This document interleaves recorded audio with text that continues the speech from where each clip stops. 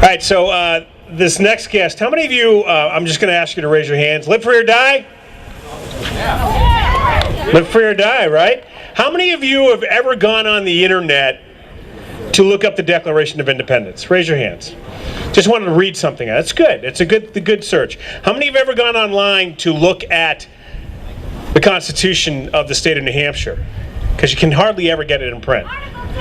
So you do that. Well, guess what?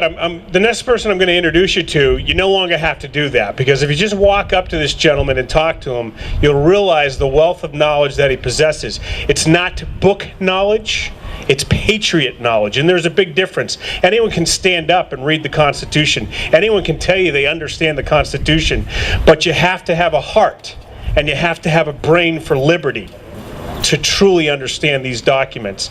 And this next gentleman is far humbler than you'll ever know. And he always gets embarrassed when I introduce him, because I met him about 4 years ago.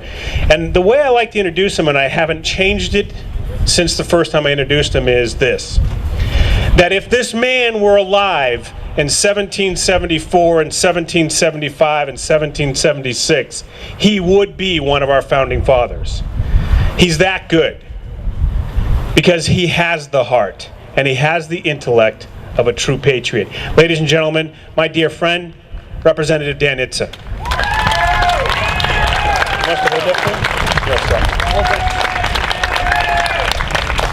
Thank you.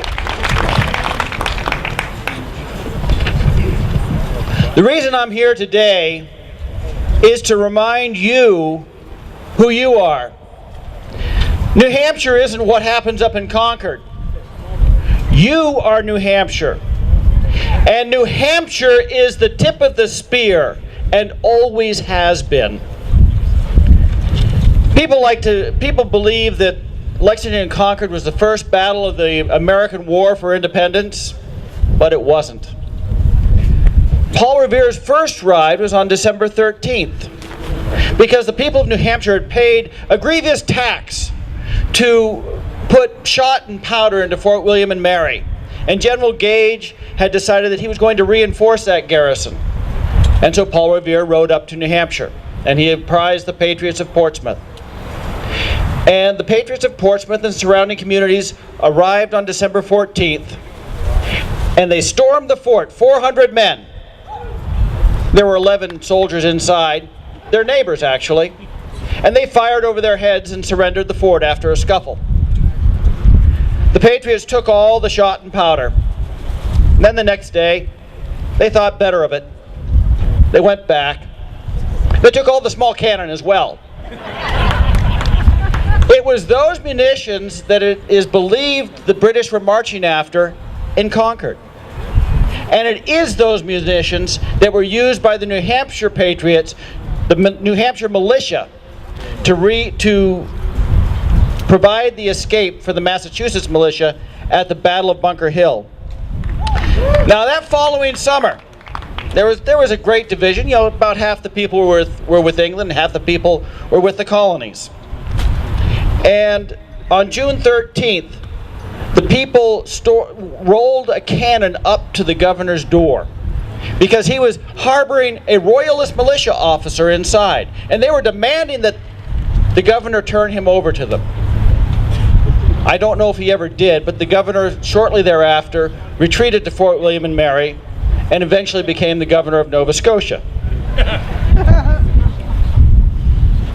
The people went on for that fall, and we began to have anarchy in New Hampshire, and there was nobody to punish the criminals.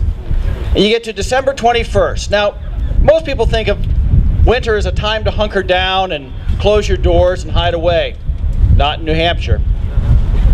December 21st, the Congress of New Hampshire convened and said, we have to write a constitution. We have no government. And by January 5th, they were done. I'm going to, just so you understand who you are, I want to read this, a portion of this to you.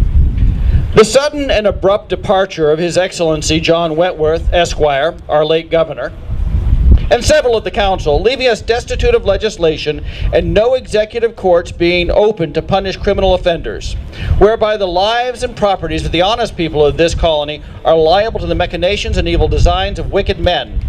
Therefore, for the preservation of peace and good order, and for the security of the lives and properties of the inhabitants of this colony, we conceive ourselves reduced to the necessity of establishing a form of government to continue during this present unhappy and unnatural contest with Great Britain, protesting and declaring that we never sought to throw off our dependence upon Great Britain, but felt ourselves happy under her protection while we could enjoy our constitutional rights and privileges.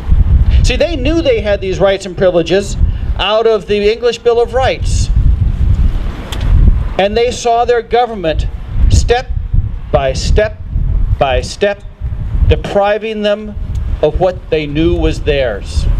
And when it went just that much too far, they said, no more.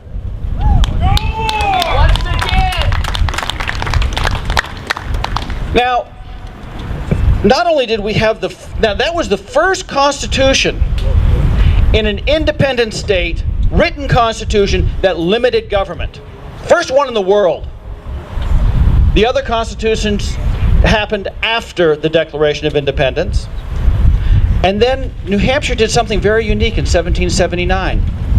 We had the first constitutional convention in the world. That's an important step because it was not the legislature writing the rules of government, but an independent body of the people that was going to restrain government. We did that in 1779, and it failed.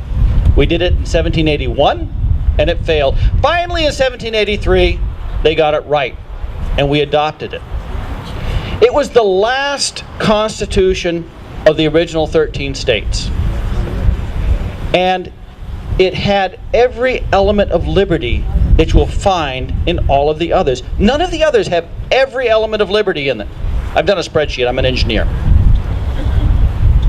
This is very important. It makes the New Hampshire Constitution, your frame of government, your Bill of Rights, the most comprehensive statement of American liberty, bar none. That's your government.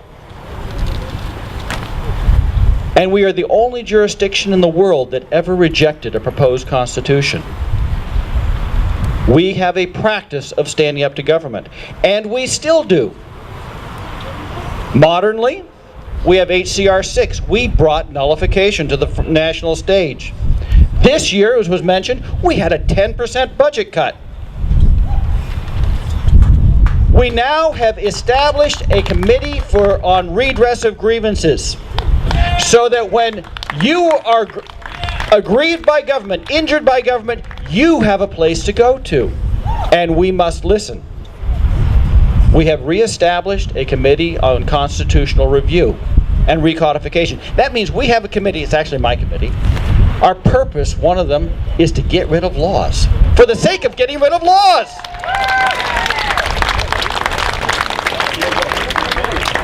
It's important that you understand that we are not the seat of power up in Concord.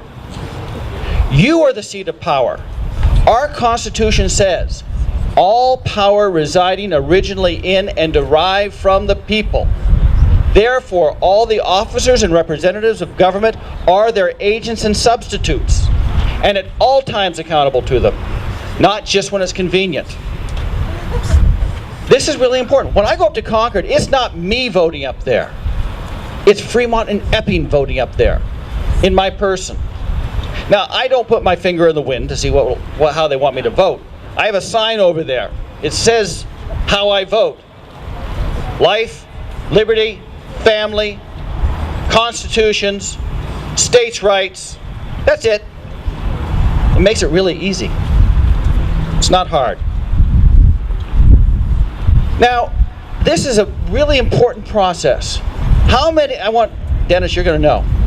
How many people know where the voter's guide is in the Constitution of New Hampshire?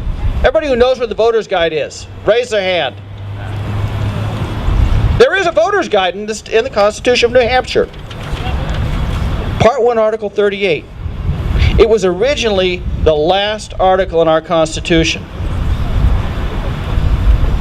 It states, and first I'll give you a word, recur.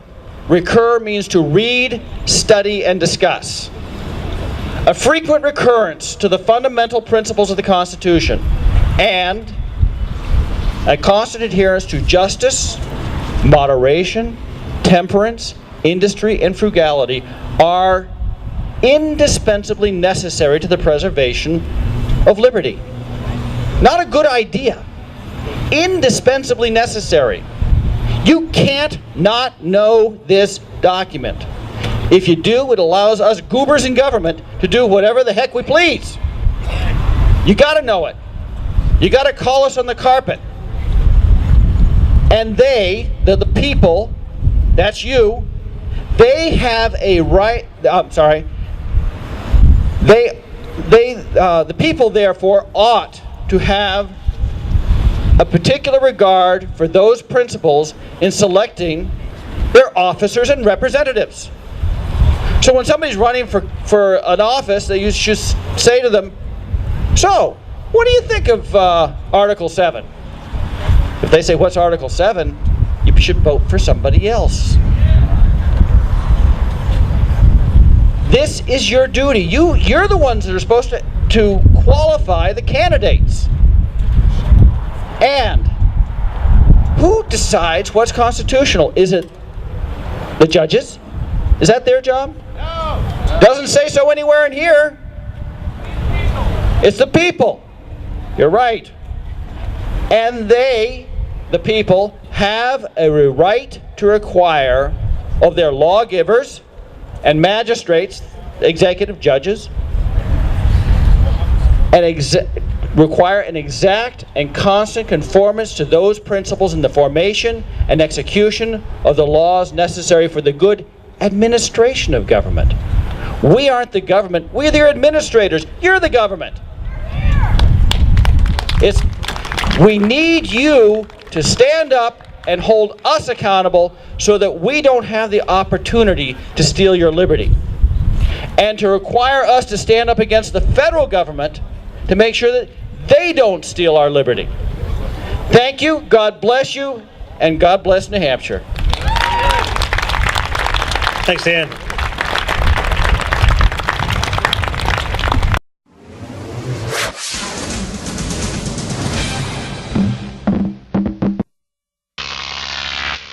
GrokTV.